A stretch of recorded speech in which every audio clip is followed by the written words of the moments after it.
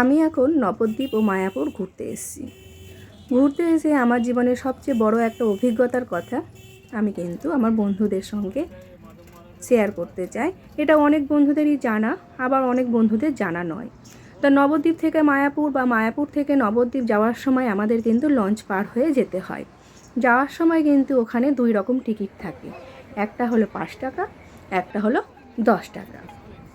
আমরা কি করি, 10 টাকার টিকিটটাই কাটি।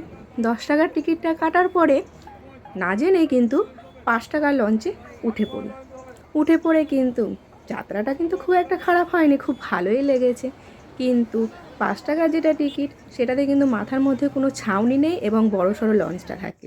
সেটা থেকে ফেরিঘাটটা পার হলাম, নামার সময় জানলাম যে এটা হলো 5 টাকার টিকিট, আর যেটা লঞ্চটা ওপাশ দিয়ে ছাড়ছে সেটাতে মাথার ওপর ছাউনি করা থাকে, আর 5 টাকার টিকিটাতে মাথার ওপর ছাউনি থাকে না, লঞ্চটা খুব বড়।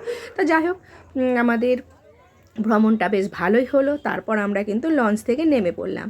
নেমে এই যে একটুখানি হাঁটতে হয়, আর ওদিক থেকে 10 টাকার টিকিট হলে পরে বেশি হাঁটতে হয় না, কিন্তু হাঁটা পথেও খুব মজা। 5 টাকার টিকিট কেটে ভালোই মজাটা করলাম, এনজয় করলাম।